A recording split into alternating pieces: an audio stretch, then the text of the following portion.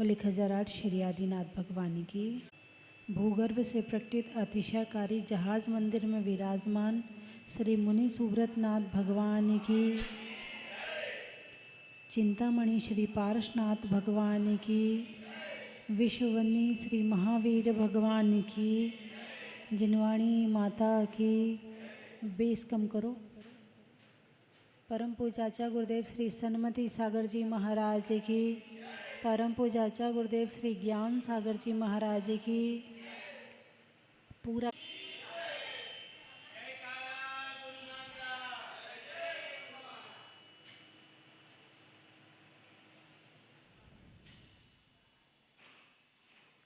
धर्म स्नेही बंधुओं,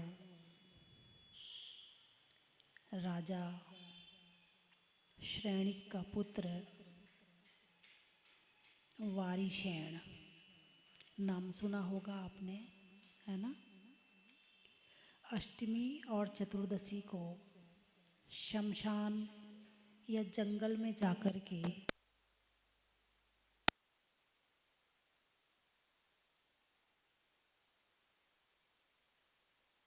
भय है। क्या है? भय है। लेकिन वो अकेले जाकर रात्रि में ध्यान करते थे। सम्यक दृष्टि जीव सप्त भयों से मुक्त होता है। क्या? सप्त भयों से मुक्त होता है। तो ये सप्त भय कौन कौन से हैं? इहलोय मरण, इहलोक का, परलोक का, है ना, इहलोय परलोय, आकस्मिक, मरण भय, वेदना भय, है नहीं, वो तो अच्छा है। मिल जाए ऐसा काम ना करूं कि बार बार मेरा जन्म मरण हो, है ना। तो इस तरह से सप्त भयों से मुक्त होता है। अगुप्ती भय, आरक्षा भय, मेरी रक्षा कौन करेगा, मैं जंगल में जाऊंगा तो कोई मेरा वहाँ रक्षक नहीं है, तो मेरी रक्षा कौन करेगा, टेंशन करता है, परेशान होता है। तो जो सम्यक दृष्टि जीव होता है वो इन 7 भयों से मुक्त होता है। तो सम्यक दृष्टि जीव को कोई भय होता है क्या? अरे बोलिए ना। तो जो सम्यक दृष्टि जीव के प्रशम, संवेग, अनुकंपा और आस्तिक, ये 4 गुण बताए हैं। तो जो संवेग है, संवेग नामक गुण है, वो संसार, शरीर, भोगों से भयभीत रहता है। किससे? संसार, शरीर और भोगों से। भोगों से डरता है वो। मैं ये नहीं खाऊंगा, मैं वो नहीं खाऊंगा, इसमें हिंसा है, मैं ऐसा काम नहीं करूंगा, मुझे ये नहीं चाहिए, मुझे वो नहीं चाहिए, भयभीत रहता है वो। तभी वो धर्म कर पाता है, क्योंकि डर से बहुत सारे अच्छे काम होते हैं। अब एक व्यक्ति कहे मैं किसी से नहीं डरता, कहते कि नहीं कहते? हम तुम्हारे बाप से नहीं डरते, कहते ना। जब गुस्सा आता तो क्या कहते हो? हम तुम्हारे बाप से नहीं डरते। और अभी वो डंडा लेके बाप आ जाए फिर, अरे बोलिए ना, फिर भागता फिरेगा। जब लड़ाई झगड़े होते हैं तो कहते हम किसी के बाप से नहीं डरते, और अभी कोर्ट कचहरी हो जाए, फिर वहाँ पुलिस के डंडे पड़े तो पता चलता है भगवान मैंने ऐसा क्यों किया, मैं डर के क्यों नहीं रहा, मैंने बिना डरे ये सब काम क्यों कर लिया। बच्चा है, बच्चे के अंदर माता के प्रति या पिता के प्रति पहले घर में, पहले घर में क्या होता था? घर में पिता से बच्चे डरते थे। डरते थे कि नहीं डरते थे? डरते थे। प्यार तो करता था मगर ज़्यादा दिखाता नहीं था, है ना।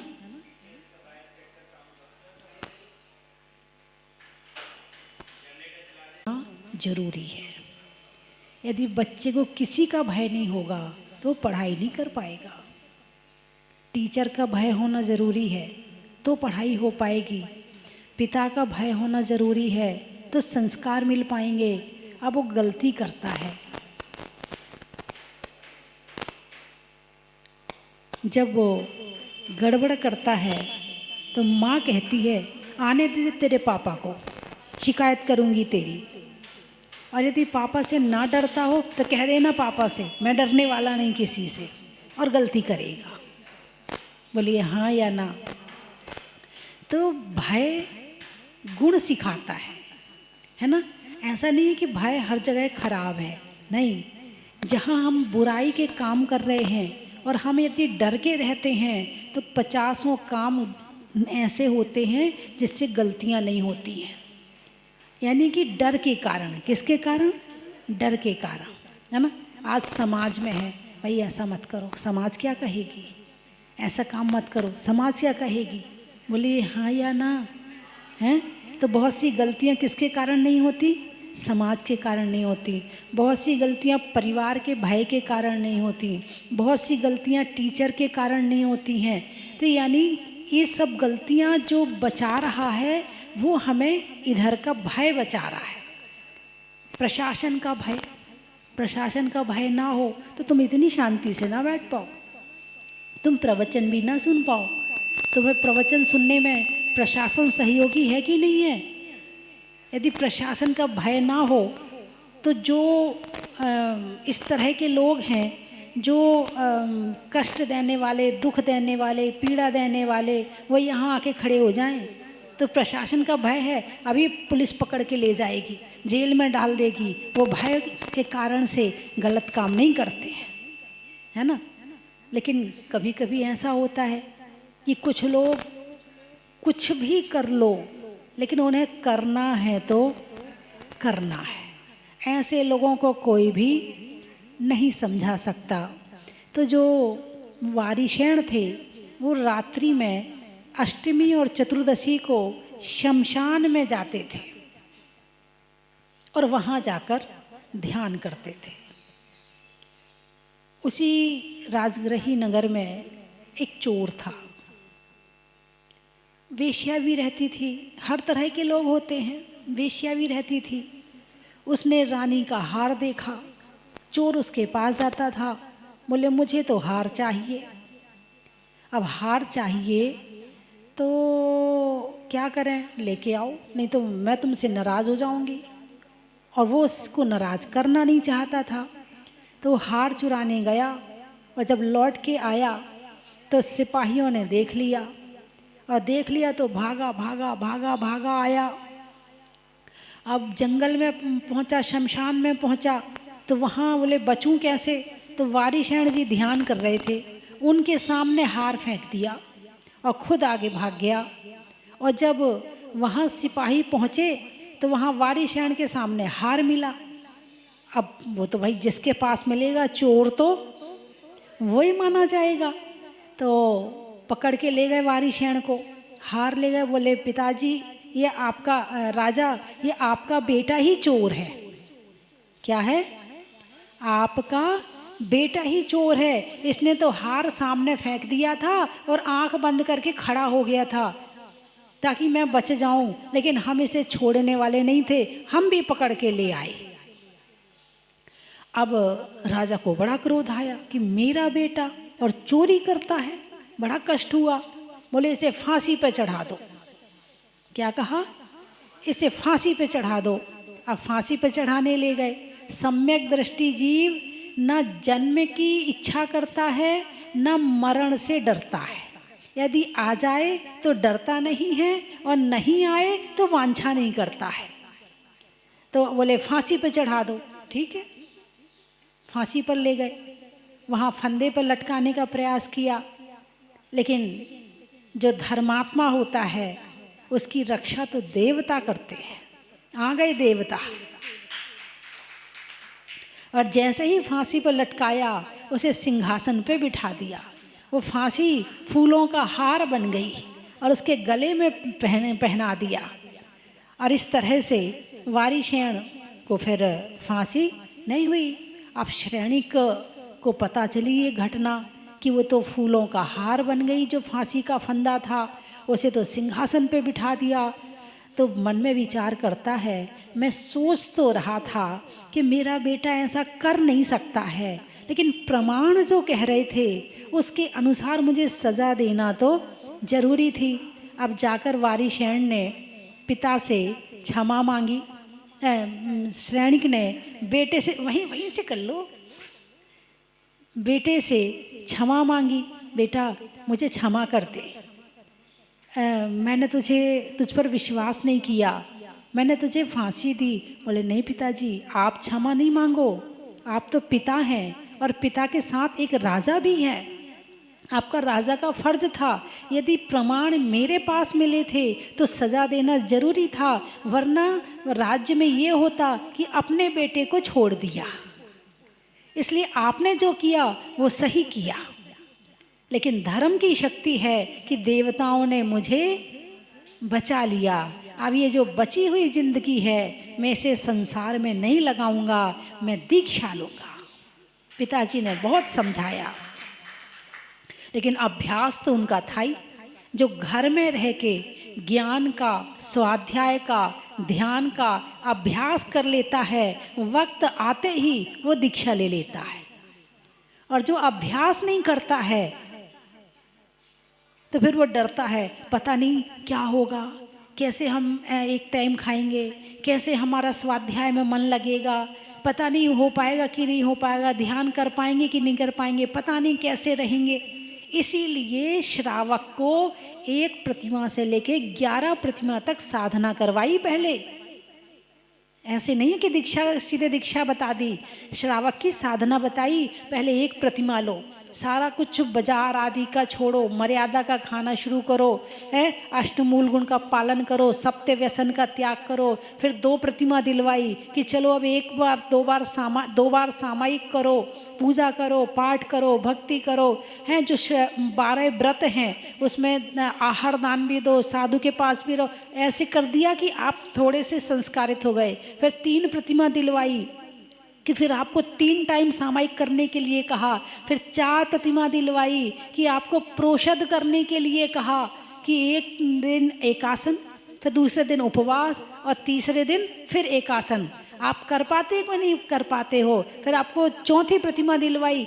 ऐसे करते करते आपको 11 प्रतिमा तक ले गए। तो अभ्यास रूप में आपने घर में उसे पालन किया, और जो इन प्रतिमाओं का पालन कर लेता है तो दीक्षा लेने में फिर उसे कठिनाई नहीं होती है। इसलिए अभ्यास रूप में करते रहना चाहिए। तो उनका अभ्यास तो था ही, स्वाध्याय का, ध्यान का, उपवास का, भक्ति का, ध्यान, हर चीज़ का अभ्यास था। बोले पिताजी देख लिया मैंने इस संसार में को, बहुत जान लिया, बहुत कुछ मैंने भोगों को भोग लिया, लेकिन इस संसार में कुछ भी सार नहीं है, इसलिए अब तो मैं दीक्षा लूँगा। और वारिशैन जी ने दीक्षा ले ली। किसके पुत्र थे वारिशैन? माता का क्या नाम था उनकी? रानी चेलना। क्या नाम था? रानी चेलना, है ना। चेलना 6 बहनें थी। बड़ी बहन का क्या नाम था? त्रिशला। क्या नाम था? त्रिशला। और सबसे छोटी बहन का क्या नाम था? चंदना, है ना। 6 बहनें थी, 6 में से 4 तो फेमस हुई। एक त्रिशला भगवान की माता, भगवान महावीर की माता। चेलना राजा श्रेणिक की पत्नी। उन्होंने अपने पति को तीर्थंकर प्रकृति का बंध करवाने में कितनी प्रेरणा करी, कितना उन्हें धर्मात्मा बनाया कि वो तीर्थंकर प्रकृति का बंध कर लिया और अगले भाव में वो तीर्थंकर बनेंगे। ऐसा पति उन्होंने प्राप्त किया और उसके प्रेरणा करके धर्म में लगाया। और चंदनवाला को तो आप जानते ही हो, है ना। चंदनवाला जो वन जैसे जगह जगह घूमना पड़ा, अनेक संकटों को सहन करना पड़ा, मगर उसने अपना शील व्रत नहीं छोड़ा और अंत में भगवान महावीर मिले और फिर आहार के बाद जाके उसने भी दीक्षा ले ली, चंदनवाला। और ज्येष्ठा का प्रकरण सबको नहीं पता है, लेकिन ज्येष्ठा का प्रकरण भी प्रसिद्ध है। तो इस तरह से रानी चेलना का पुत्र वारिशैन दीक्षा ले ली। अब एक दिन जब शहर में आहार को आए, तो आहार को आए तो उनके बचपन के मित्र की यहाँ आहार हुआ। उसका नाम था पुष्पडाल। क्या नाम था? पुष्पडाल। अब उसकी एक दिन पहले शादी हुई थी हैं। अब वो जो है आहार हुआ तो पुष्पडाल बड़ा प्रसन्न हुआ, अरे आज तो मेरा मित्र आहार करने आया है, बड़ी खुशी खुशी आहार दिया। अब आहार हो गया। आहार के बाद कमंडल उठाया तो कमंडल लेकर उन्हें भेजने के लिए गया। जब उन्हें भेजने के लिए गया तो 1 किलोमीटर, 2 किलोमीटर, 3 किलोमीटर, 4 किलोमीटर वापस जाने को कहा ही नहीं। अब संकोच बस वो भी चलता रहा, पुष्पडाल भी चलता रहा। अब सोचता तो रहा ये कह दें तो मैं वापस घर चला जाऊं। अब जब जंगल में पहुँचे, गुरु के पास जाके प्रत्याख्यान किया तो अब उन्होंने पूछा ये कौन है, तो वही बोल पड़ा ये हमारे बचपन के मित्र हैं। अच्छा तो तुम भी दीक्षा लोगे? अब वो वहाँ मना नहीं कर पाया, वो मना नहीं कर पाया और हुआ क्या, दीक्षा ले ली।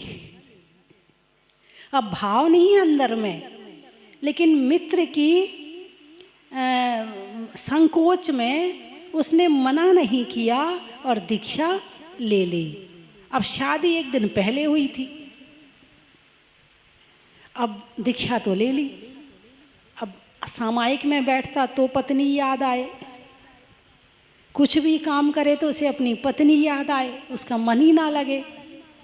अब 1 साल हो गए, 2 साल हो गए, 3 से 12 साल हो गए, वो पत्नी को नहीं छोड़ पाया। वारिशैन जी ने जब देखा तो उसका स्थितिकरण करने का विचार किया। अब एक दिन वारिशैन जी ने अपने घर पर समाचार भेजे कि मैं घर पर आ रहा हूँ और वहाँ पर एक सोने का सिंहासन और एक लकड़ी का सिंहासन रखना, और जितनी मेरी पत्नियाँ थीं सबको श्रृंगार करके सामने खड़ा कर देना, मैं आ रहा हूँ। समय जो दिया था उस समय पर पहुँचे। वहाँ पहुँचकर वारिशैन जी तो लकड़ी के सिंहासन पर बैठे, पुष्पडाल सोने के सिंहासन पर बैठ, बड़ा खुश हो गया, सोने का सिंहासन। अब उसके बाद वारिशैन जी ने पुष्पडाल से कहा, बोले ये 32 रानियाँ खड़ी हैं, इनमें पसंद कर लो कौन सी तुम्हें चाहिए। और तुम्हारी जो रानी थी, तुम्हारी जो पत्नी थी, वो तो एक आंख से कानी थी, और जो ये पत्नियां हैं इनकी अपेक्षा तो बिल्कुल ही नमो सिद्धाड़म थी, मतलब समझ गए, सुंदर नहीं थी, है ना। अब पुष्पडाल ने देखा, बोले अरे ऐसी सुंदर सुंदर पत्नियों को छोड़ के दीक्षा लिया इसने, और मैं अपनी कानी स्त्री नहीं छोड़ पा रहा हूँ। अब उसके मन में वास्तव में अवैराग्य हुआ। अभी तक तो पत्नी चल रही थी, लेकिन अब वैराग्य हुआ कि वैराग्य क्या होता। अब उसने स्वाध्याय करना शुरू किया, अब उसने सारे सामायिक और ध्यान करना शुरू किया, और अब वो वास्तव में मुनि बन गया। आप होते तो क्या करते? कैसे महाराज? हाँ, ये भी कोई महाराज होते हैं क्या? हैं? स्थितिकरण तो आप करते ही नहीं, क्योंकि वो तो आपको आता ही नहीं है। उस मामले में तो आप हो ही नहीं कि किसी का स्थितिकरण कर दो, उस बात की तरफ तो आपका ध्यान ही नहीं रहता है ना। और उसके अपेक्षा उल्टा और बोलते हो, ये कोई महाराज है? बताओ, अपनी पत्नी के विषय में चर्चा करते हैं, अपनी पत्नी के विषय में बात करते हैं। हाँ, बात जब दिमाग में रहेगा तो बात भी चलेगी, दिमाग में रहेगा तो चर्चा भी होगी, है ना। तो आप क्या कहोगे? अरे देखो, स्थितिकरण कैसे स्थितिकरण करना है, इस बात का ज्ञान होना जरूरी है। दर्शनात् चरणात् द्वापि चलताम धर्म वत्सलई प्रत्यवस्थापनम प्राज्ञै स्थितिकरण मुच्यते। दर्शनात् चरणात् द्वापि, कोई सम्यक दर्शन से डिग रहा है, कोई सम्यक चारित्र से डिग रहा है। दर्शनाचरण, दर्शन यानी सम्यक दर्शन, चरणा यानी चरण, चारित्र। कोई सम्यक दर्शन से डिग रहा है, कोई सम्यक चारित्र से डिग रहा है। चलताम धर्म वत्सलई, वात्सल्य पूर्वक। कैसे? डांट के नहीं, तुमसे अच्छे तो हम हैं। क्या कहोगे? तुमसे अच्छे तो हम हैं। अपने आप को अच्छा बताने के लिए सामने वाले को 1 मिनट में छोटा बना देते हो। या जैसे कि एक व्यक्ति था, तो वो आराम से, उनका पूरा परिवार सुबह 8 बजे तक सोता, आराम से 9 बजे तक चाय पीता, फिर 10-11 बजे तक नाश्ता करता, फिर दुकान आदि जाते, मंदिर वो जाते नहीं थे। एक दिन किसी दोस्त के साथ वो साधु संत के पास चला गया, तो महाराज ने कहा, बेटा मंदिर जाया करो। ठीक है महाराज, चला जाऊंगा। अब वो रोज़ सुबह जल्दी उठता, मंदिर चला जाता। मित्र ने कहा, भैया अभिषेक भी कर लिया कर, जब आया ही है तो धोती बदल ले, अभिषेक और कर ले। तो बोले ठीक है, कर लेता हूँ। अब वो घर लौट के आया, अब घर वालों से कहता, अरे पापियो उठो। क्या? अभी 2 दिन अभिषेक करते हुए हैं और क्या कह रहा है घर वालों को? अरे पापियो। यानी सामने वाले को छोटा किस तरह से बनाया जाता है, कोई तुमसे सीखे। सामने वाले को बुरा कैसे बनाया जाता है, कोई तुमसे सीखे। सामने वाले के गुण नहीं देखते हो, सामने वाले की बुराई देखते हो।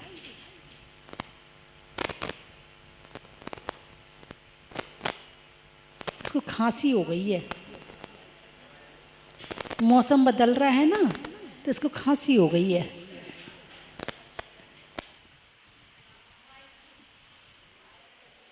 कोई सम्यक दर्शन से, कोई मंदिर नहीं जाता है, या जा रहा था तो जाना छोड़ दिया है, उसे वापस मंदिर में कैसे भेजें, इस बात का ज्ञान होना चाहिए।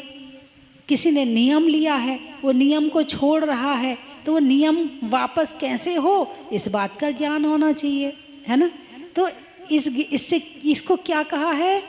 स्थितीकरण अंग, स्थित कर देना। क्या कर देना? स्थित कर देना। कहाँ स्थित कर देना? जहाँ से वो चलायमान हुआ है उसको वहीं स्थित कर देना। क्योंकि देखो, बच्चे में, बड़े में और बूढ़े में अंतर होता है। बच्चे को अभी ज्ञान तो है मगर अनुभव नहीं है ना। युवा को ज्ञान भी है, थोड़ा सा अनुभव भी है। बूढ़े को ज्ञान भी है और पूरा अनुभव भी है ना।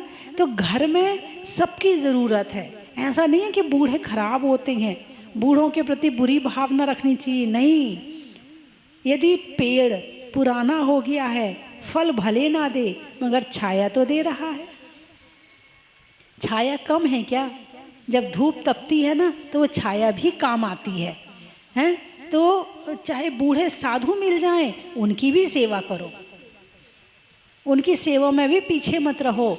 क्योंकि जवान को जितनी सेवा की ज़रूरत नहीं है, उससे ज़्यादा सेवा की ज़रूरत बूढ़े साधु को है। और अकेले शरीर से सेवा नहीं करना, मानसिक रूप से भी सेवा करना, उसे स्वाध्याय सुनाना। भाई अकेले साधु नहीं, तुम्हारे घर में भी यदि कोई बूढ़े हों तो उन्हें स्वाध्याय सुनाना, उनसे धर्म चर्चा करना, उनको आलोचना पाठ सुनाना, उन्हें प्रतिक्रमण सुनाना, उन्हें 12 भावना सुनाना। रोज़ तुम्हारे घर में जो बूढ़े बड़े होते हैं उनके पास 1 घंटा रोज़ बैठा करो। तुम्हारे अंदर जो गुण पैदा होंगे ना, करोड़ों रुपया देने के बाद भी वो चीज़ नहीं मिल पाएगी, वो संस्कार नहीं मिल पाएंगे जो बूढ़े बड़ों के पास बैठने से मिल जाते हैं। हाँ, उनके पास बैठ के फालतू बातें मत करना, उनको धर्म सुनाना, उन्हें भी स्वाध्याय में लगा के रखना और खुद भी लगे रहना। क्योंकि कई जरूरी नहीं है कि जो बूढ़े होते हैं उनके पास धर्म का ज्ञान ज़्यादा हो। अब सारी जिंदगी जो संसार में जिया हो, धर्म ना किया हो, और ऐसा व्यक्ति बूढ़ा हो जाए तो उसे तो घर की बातें याद आएंगी, अरे बहू आज तो तूने नमक ज़्यादा डाल दिया था, अरे बहू आज तो तूने हलवा ऐसा बनाया था, अरे बहू। यदि तुम उसके पास बैठोगे तो खाने की बात करेगी हैं, या तो फिर अपने और पुरानी बातें करेगी। उससे कहना अम्मा जी ये सारी चर्चाएं तो हम जन्म जन्म में बहुत बार कर चुके हैं, अब 1 घंटा नियम लेकर बैठे हैं कि बाहर की चर्चा का मौन और केवल धर्म चर्चा ही करेंगे। उसे उसका स्थितीकरण करो। क्या करो? उसका स्थितीकरण करो। उसे के शास्त्र पढ़ के सुनाओ, उसे जिनवाणी पढ़ के सुनाओ, तो उसका भी भला होगा और तुम्हारा भी भला होगा। और डांट के मत कहना, नहीं तो डांटने के लिए तुम बहुत जल्दी तैयार रहते, किसी को भी डांटने में 1 नंबर हो। 1 मिनट में तुम्हें गुस्सा आ जाता है, कोई तुम्हारी बात ना माने, तुम्हें 1 मिनट नहीं और सेकंड भी नहीं, और उस सेकंड का करोड़वां हिस्सा निकालो, उसमें गुस्सा आ जाता है। जरा प्रतिकूलता मिल तो जाए। जिसे ज़्यादा क्रोध आता है वो ना अपनी रक्षा कर पाता है, ना वो दूसरों की रक्षा कर पाता है। ज़्यादा क्रोधी व्यक्ति ना खुद के गुणों को बचा पाता है, ना दूसरों के गुणों को बचा पाता है। ज़्यादा क्रोधी व्यक्ति ना अपनी इज्जत बचा पाता है, ना दूसरों की इज्जत बचा पाता है, कहीं भी उतार देगा। आ गया ना गुस्सा, बस शुरू हो गया। अब जब चिल्ला रहा है तो कौन उसे अच्छा कहेगा? तो उसने अपनी इज्जत खराब करी, और सामने वाले की कमियां प्रकट करी तो सामने वाले की इज्जत खराब करी। तो ज़्यादा क्रोधी व्यक्ति अपनी ज़िंदगी भी सुरक्षित नहीं रखता है और दूसरों की भी सुरक्षित नहीं रख पाता है। तो ज़्यादा मानी और ज़्यादा क्रोधी व्यक्ति ना सेवा कर सकते हैं, ना भक्ति कर पाते हैं, ना धर्म कर पाते हैं, ना वो अपनी ज़िंदगी अच्छी बना पाते हैं, ना वो किसी दूसरे को सुधार पाते हैं, ना वो खुद सुधर पाते हैं। तो सबसे ज़रूरी है कि क्रोध और अभिमान को कम किया जाए। हैं, जो डॉक्टर बनता है ना, उसे भी सिखाया जाता है कि जब पेशेंट सामने हो, चिल्ला रहा हो, गुस्सा कर रहा हो, तो तुम गुस्सा मत करने लगना। उनके जो सारी पढ़ाई होती है, सारी पढ़ाई में एक चैप्टर ये भी होता है, आप अंग्रेजी में कोई भी नाम दे दो, लेकिन एक चैप्टर विनय का होता है कि वो सामने वाला कितना भी गुस्सा करे, तुम्हें गुस्सा नहीं करना है। यदि तुमने गुस्सा कर दिया तो समझना वो पेशेंट ठीक होने वाला नहीं है। एक डॉक्टर को भी पेशेंस रखना पड़ता है, उसे भी गुस्सा छोड़ना पड़ता है, उससे भी अपनी मान कषाय छोड़नी पड़ती है, तब कहीं जाके वो सामने वाले की सेवा कर पाता है, भले वो पैसे में कर रहा हो। और होता क्या है, जो डॉक्टर बहुत अच्छे से बोले, बहुत मीठे से बोले, बहुत प्यार से बोले, तो क्या करते हो आप घर जाते, वो डॉक्टर साहब ना बहुत अच्छे थे, बहुत अच्छे लगे वो डॉक्टर साहब, तो भगवान उनको बहुत उन्नति दे, उनको तो बहुत सब कुछ दे। बोलिए आपके मन में ऐसी भावना आती कि नहीं आती? आती है। फिर आपका पड़ोसी बीमार हो जाए और आप उसको देखने जाओ तो क्या कहोगे? उसके पास जाना, बहुत अच्छा डॉक्टर है। बोलिए कहोगे कि नहीं कहोगे? हैं? क्यों? क्या गुण है उसके अंदर? सबसे पहला वाला गुण है कि वो प्रेम से बोलता है, और जो प्रेम से बोलता है इसका मतलब उसका मन शांत है, और जिसका मन शांत है वो सामने वाले की बीमारी समझ सकता है, और जिसका मन ही शांत नहीं है वो सामने वाले की बीमारी भी समझ नहीं पाएगा। क्योंकि दिमाग कहाँ चला जाएगा? गुस्सा करने में। दिमाग कहाँ चला जाएगा? उल्टी सीधे विचार में। कहाँ से फंस गया, कहाँ से डॉक्टर बन गया, सबकी सुननी पड़ती है, जब देखो सब गालियाँ देते रहते, दिमाग वहाँ चला जाएगा। और जब दिमाग वहाँ चला गया तो अब वो सामने वाले को डायग्नोज कर ही नहीं पाएगा। डायग्नोज करने के लिए ज़रूरी है कि उसका मन शांत हो, और जितना मन शांत करके वो सामने वाले से बात करेगा, उसकी बीमारी को समझेगा, वो उतना आगे पहुंचेगा और उतने अनुभव प्राप्त करेगा। तो इसीलिए शांत मन से ही धर्म किया जा सकता है, शांत मन से ही गृहस्थी चलाई जा सकती है, शांत मन से ही सेवा करी जा सकती है। और जिसका मन शांत नहीं है वो कोई भी काम ढंग से कर ही नहीं पाएगा। तो स्थितिकरण करने के लिए क्या चाहिए? क्रोध और मान कम चाहिए। क्रोधी, मानी, लालची, क्रोधी कामी लालची, इनसे भक्ति ना होए। ये कबीरदास जी का या तुलसीदास जी का दोहा है। दूसरी लाइन तो मुझे याद नहीं, इतने याद है कि क्रोधी, कामी, लालची, इनसे भक्ति ना होए। और जिससे भक्ति नहीं होगी उससे सेवा नहीं होगी, जिससे सेवा नहीं होगी उससे घर गृहस्थी क्या चलेगी। जिसके अंदर सेवा की भावना नहीं है उसकी गृहस्थी थोड़े में मिट जाती है। सेवा की भावना का मतलब, भाई आपका पति है, अब थक हार के दुकान से आया है और उधर बच्चा रो रहा है, ठीक है। अब मान लो पति ने कह दिया कि भाई पहले उसको संभाल ले, मैं थोड़ी देर से खाना खा लूँगा। वो चिल्लाना, तुम नहीं संभाल सकते, तुम्हारा काम नहीं है, तुम्हें, वो शुरू हो जाएगी हैं।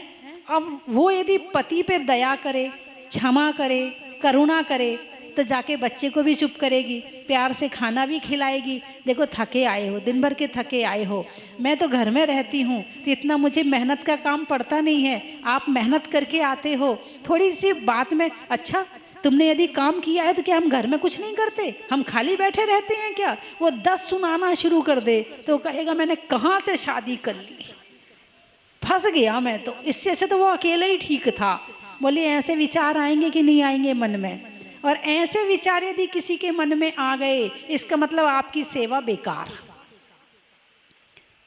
भाई पैसे लेके सेवा करते हैं वो तो शांत रहते हैं, उनको शांत रहने में पैसा कारण है, लेकिन पैसा अकेले कारण नहीं है, संतुष्टि कारण है। क्या कारण है? जिसने कह दिया ये डॉक्टर बहुत अच्छा है तो समझना पैसा बाद में, भलाई पहले।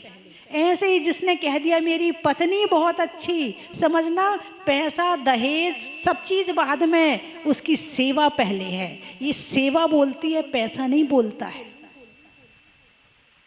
बोलिए ना, क्या सेवा बोलती है? सेवा, सास की सेवा, पति की सेवा, सेवा मान के करो कि ये जीवन मिला है, कम से कम मैंने दीक्षा नहीं ली, कम से कम मैं ज़्यादा बड़ी पद पे पहुंच के धर्म नहीं कर पा रही हूँ, तो कम से कम घर वालों की सेवा करके उन्हें ही संतुष्ट कर लो। और जब घर वाले संतुष्ट रहेंगे तो तुम्हारा मन अपने आप शांत रहेगा। लेकिन ना घर वालों को संतुष्ट कर पाती है, ना पति को संतुष्ट कर पाती है, ना खुद संतुष्ट रहती है, खुद भी दुखी और सारे घर वाले भी दुखी। अरे बोलिए ना, हैं? तो धर्म पत्नी कहा जाता है, धर्म पत्नी, धर्म पति नहीं कहा जाता है। क्या? धर्म पत्नी जो अपने घर वालों को भोजन के साथ धर्म खिलाए, जो अपने घर वालों को हर काम के साथ में धर्म पकड़ाए, उसका नाम है धर्म पत्नी।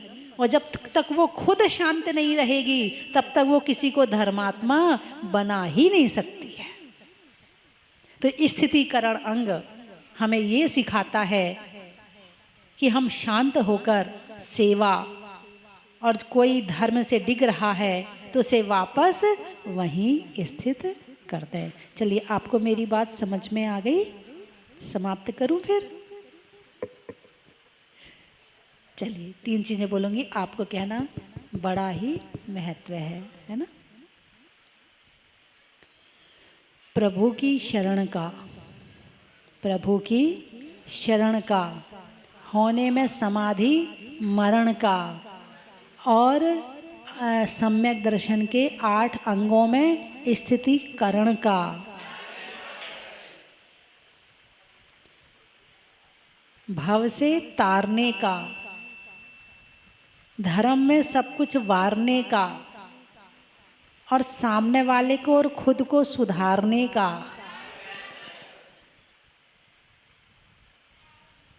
स्वभाव में नर्म का, भोजन में गर्म का, और जीवन में धर्म का,